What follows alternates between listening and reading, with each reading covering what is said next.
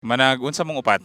Classmate. Dili siya mo tubag. Kay nakay ka something dire aning grupo ha. Wala. Off the record na wala. Hmm? Ah, okay. Okay, kakinsa tong bulak. Kakita ko ganihan ay bulak. Ha? Walay bulak diri ya oy. Okay. Usual ba sa inyo ha basta bakasyon makigsuroy-suroy sa mga classmates? Pero mura man taga partner aning style. Wala ya. Nana sila yung mga partner. Ako rin buwagan. Pag ura kagibulagan nga naman. Basta ako rin confidential. Wow. Bagway pa ni mga pila pa man ni kaadlaw. Bago- April 9. Luko bulok. Kabalugod sila. Sa tanang happening sa atong kinabuhi, dapat ba inform nato atong mga barkada? Or na timingan ra gyud nga naragutay barkadang chismosa. Na timingan. Naka-inform po kang unsay rason sa bulag? Unsa sad ba sad ang story? Okay ra. Ikaw, nadere? Ula. So, sige, i-deny na to. Sa kamura o murag ubay-ubay pod mo? Kami ra upat. Malamang. I mean, sa grupo ba? Kuan ba ni kanang daghan ba or kamura gyud mo'y close? Naa pa may usa ka Or man. napo mo ilang circle of friends sa school. Napo, no? Okay. For sure, lucky man eh. For sure, napo ni ilang mga barkarada. Kamo mo mabay, napo mo inyo, ha? Pero kung maggrupo mo ba, lucky, ubay-ubay pa mo. Ubay. Oh. Ubay. Oh. And then, nag-partner ang mga grupo, ha? Naa. Na-shake up.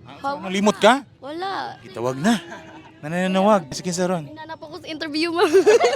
Pila ka years ang friendship? Last school year ra. Kami classmate mi grade 8 tas silang duwa lain-lain ra. For sure na, magutay maibgan nga bisag classmate ra, no? Nga makrush-crushan ba sa grupo? Okay ra ba ninyo? Kay mura man tag sulod sa usa ka classroom, manag-classmate mo, di ba? Mura man mong family na. O sa family ba na mag-unayanay? Naa.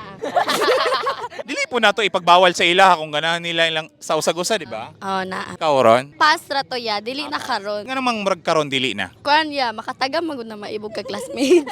If like kanang di na mo basta kanang nay nakuha ninyong duwa like di na mo like ma-awkward na gud yan. Kay nabe mas usa ka classroom niya makita mo every day. Mo gani na usually sa trabahoan, sa mga kanang groups in general no gipagbawalan gyud ang mag-uyab-uyab no kay mapektuhan man ang grupo. So likay-likayan sa nato na kung madigid malikayan, hopefully kamo pa hantud ron no. Pero problema gabulag man. Iba dili gud may mga okay na ending, na dili maayo ang pagkabulag, awkward yun kayo. Yan na ay butang na to, na ay school project, school work or kuan kaning room nga activity na kamo buwigi partner. Unsay pagdili mo ana? Imong ka grupo imong ex. Kuan niya. Be professional na lang na.